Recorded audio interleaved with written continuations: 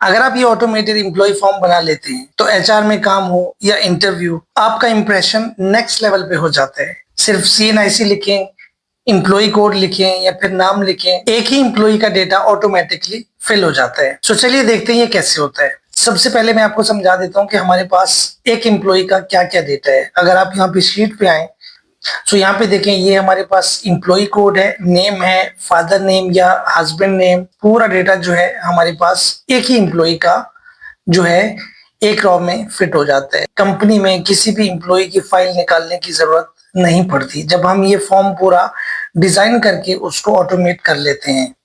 यहाँ से ऑटोमेटिकली सारा डेटा जो है हमारे इस फॉर्म पे आता रहता है। अगर मैं आपको चेक करा दूं यहाँ पे तो ये किस तरीके से होता है। आप चाहें तो CNIC भी इसमें इंक्लूड कर सकते हैं।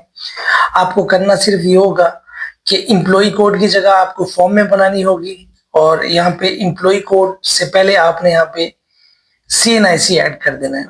फॉर एग्जाम्पल मैं यहाँ पे अब ये उस्मान नाम लिखा हुआ है, मैं यहाँ पे EMP001 एम्प्लॉय कोड लिखता हूँ तो मेरे पास जो है ये सारा डेटा ऑटोमेटिकली फैच हो गया हुआ है। ठीक है, अब मिसाल के तौर पे मैं अली को इधर लिखता हूँ यहाँ पे तो एम्प्लॉय कोड इस तरफ चला जाएगा।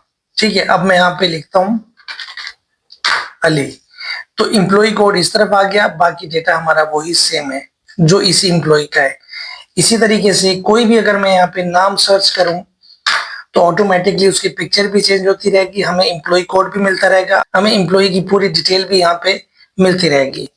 इस तरीके से मैंने यहाँ पे भी इसको डिजाइन किया हुआ है, कुछ कंडीशंस लगाई हुई हैं। अगर यहाँ पे मेरे पास जो है कोई इनएक्टिव एम्प्लॉय है, कोई रिजाइन करके चला गया है तो वो किस तरीके से शो होता है। अगर मैं यहाँ पे EMP004 लिखूं तो मेरे पास ये देखिए यहाँ पे ऑटोमेटिकली इनएक्टिव आ गया और डेट जो है उसकी वहां पे जो है रेड कलर में शो हो गई।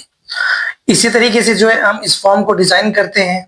सो अब मैं यहाँ से डेटा कॉपी करता हूँ और कॉपी करने के बाद दूसरी शीट पे चला जाता हूँ और यहाँ पे राइट क्लिक करके पेस्ट स्पेशल करता हूँ।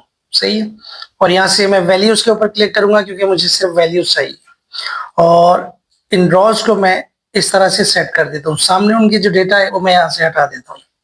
सही है,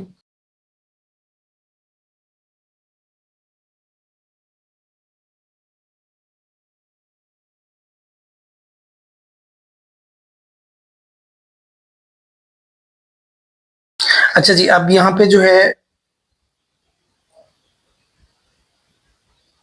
मैं यहाँ से इसको मर्ज करता हूँ। मर्ज करने के बाद इसको थोड़ा सा साइज इसका इंक्रीज कर देता हूँ और ये पिक्चर की जगह इसको मैं यहाँ से मर्ज कर देता हूँ फुली। अब मेरे पास दो चीजें हैं, यहाँ पे मुझे सर्च करना है और यहाँ पे मुझे उसकी वैल्यू चाहिए। बाकी ये जितना भी है सारा एम्प्लॉय डिटेल्स में वो आता रहेगा। सो यहाँ पे मैं इसको मर्ज कर देता हूँ। मर्ज करके यहाँ पे मैं लिखता हूँ, सबसे पहले मैं इन सबको बॉर्डर दे देता हूँ ताकि हमें सारी चीजें क्लियरली नजर आए। यहाँ पे मैं लिखता हूँ कंपनी नेम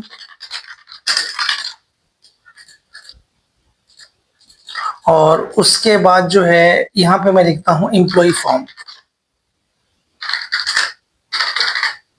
ठीक हो गया और इसको मैं फुली मर्ज कर देता हूँ। सही है, ये दो जगह है जहाँ पे हमने जो है हमें वैल्यू चाहिए।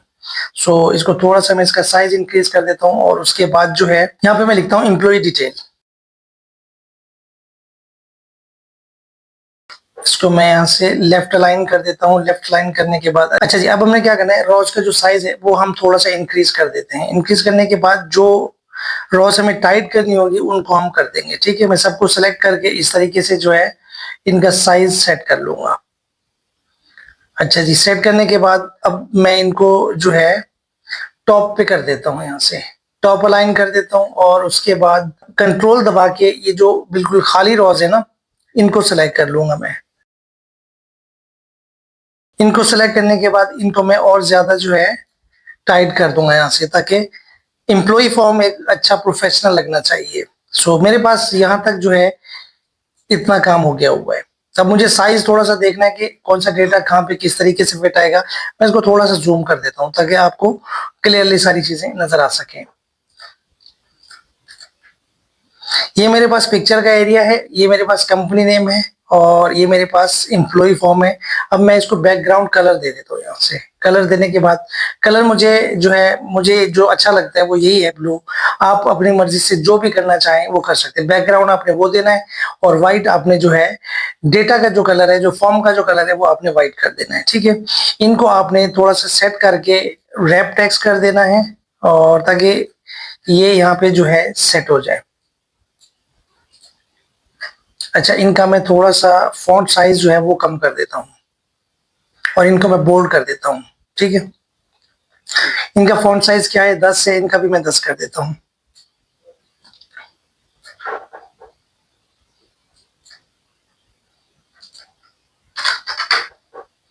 और इसको भी मैं रैप टेक्स्ट कर देता हूँ। सही हो गया। सो इसको भी मैं यहाँ से बोल्ड कर देता हूँ। जो हेडिंग्स हैं वो हमारी बोल्ड होनी चाहिए, बाकी डेटा जो है वो हमारा बोल्ड नहीं होगा। ठीक है, सो यहाँ पे इसको भी जो है मैं सबसे पहले इस तरीके से रैप टेक्स्ट करता हूँ और इसका साइज में थोड़ा सा इंक्रीज कर देता हूँ।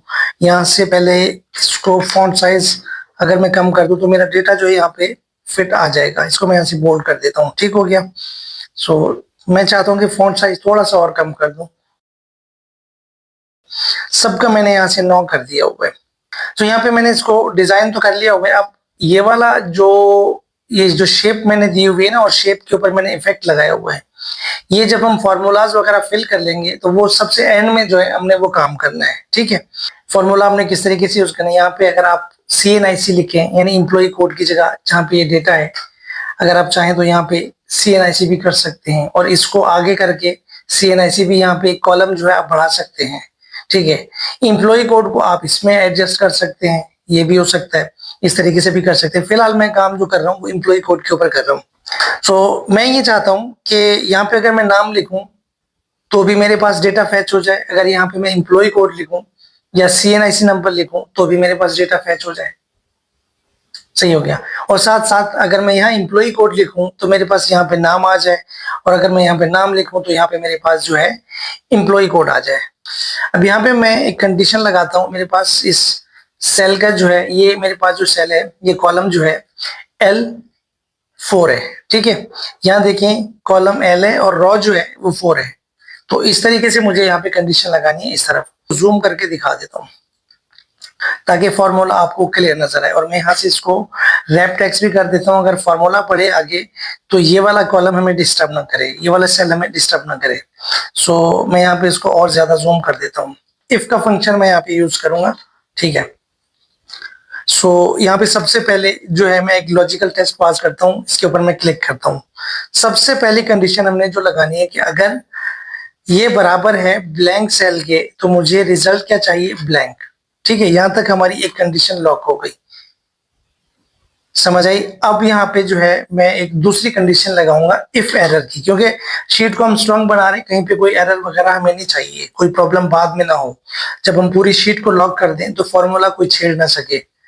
तो ये हमारे पास क्योंकि एक प्रोफेशनल काम है तो उस हिसाब से मैं इसको लेकर चल रहा हूँ। इफ एरर का मैं यहाँ पे फॉर्मूला यूज करूंगा और उसके बाद जो है यहाँ से मेन फॉर्मूला मेरा स्टार्ट होगा, एक्स लुकअप। ठीक है, इफ फंक्शन को हम एक्स लुकअप के साथ जो है यूज कर रहे हैं। सो यहाँ पे सबसे पहले मैं क्या करता हूँ, एक्स लुकअप मैंने ओपन कर दिया और लुकअप वैल्यू जो है मैं यहाँ पे देता हूँ। सही, लुकअप वैल्यू देने के बाद मैं चाहता हूँ कि यहाँ पे अगर मैं ये सर्च करूं, अगर मैं यहाँ पे ये सर्च करूं यानी कॉलम ए में आ गया और यहाँ पे एम्प्लॉय कोड्स का कॉलम है, पूरे कॉलम को मैं सिलेक्ट करूंगा। सिर्फ एक स्पेसिफिक रेंज नहीं देनी, क्योंकि ऐसा होता है कि हमारे पास जब एम्प्लॉयज बढ़ते जाते हैं तो फॉर्मूला ऑटोमेटिकली जो है वो चलता रहेगा। अगर मैं ये सर्च करूं तो मुझे रिजल्ट क्या मिले, ये। ठीक है, अगर मैं ए सर्च करूं तो मुझे रिजल्ट मिले बी। सही हो गया। अब मैं यहाँ पे इसको क्लोज कर देता हूँ। क्लोज करने के बाद अब इसी का मैं रिवर्स लगाऊंगा। रिवर्स फॉर्मूला जो है, अब मैं यहाँ पे कंडीशन लगाऊंगा, अगर मैं बी सर्च करूँ तो मुझे रिजल्ट मिले ए, यानी पहले मैं एम्प्लॉय कोड सर्च करूँ तो मुझे नाम मिले, और अगर मैं नाम सर्च करूँ तो मुझे यहाँ पे एम्प्लॉय कोड नजर आए। सही है, सो यहाँ पे मैं फॉर्मूला को बढ़ा देता हूँ, एक्स लुकअप में यहाँ पे दोबारा से चलाऊंगा। ठीक है, अब यहाँ पे जो है मैं दूसरी शीट पे चला जाऊंगा और लुकअप वैल्यू वही दूंगा जो मेरे पास पहले उसी शीट पे है। ये लुकअप वैल्यू आ गई और उसके बाद जो है अब मैं क्या करूंगा, यहाँ से कॉमा लगाता हूँ, कॉमा लगाने के बाद दोबारा मैं एम्प्लॉइज में चला जाऊंगा। अब मैं बोलता हूँ कि अगर मैं बी सर्च करूं तो मुझे क्या मिले,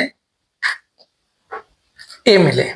ठीक है, तो इस तरीके से हमारा पूरा फॉर्मूला जो है ये कंबाइंड फॉर्मूला हो गया। हमने दो कंडीशंस लगा दी, रिवर्स भी लगा दिया और हमने फर्स्ट जो हमने सर्च करना है एम्प्लॉय कोड वो भी हमने लगा दिया। अब मैं इसको क्लोज कर सकता हूँ। पहले मैं इफ एरर क्लोज करता हूँ, फिर मैं एक्स लुकअप क्लोज करता हूँ, फिर मैं इफ को क्लोज करता हूँ और अब मैं एंटर कर दूंगा। जैसे मैं एंटर करूंगा तो मेरा फॉर्मूला जो है सेटल हो गया हुआ है। ठीक है, अब अगर मैं यहाँ पे सर्च करूंगा एम्प्लॉय कोड, फॉर एग्जाम्पल मेरे पास एम्प्लॉय कोड कौन से हैं, यहां से मैं देखता हूँ EMP001, EMP001, तो मेरे पास यहाँ पे नाम आ गया। ठीक है, मैं इसको सेंट्रलाइज कर देता हूँ। अब अगर मैं यहाँ पे यही अली सर्च करूंगा यहाँ पे तो ये एम्प्लॉय कोड इस तरफ से आ जाएगा।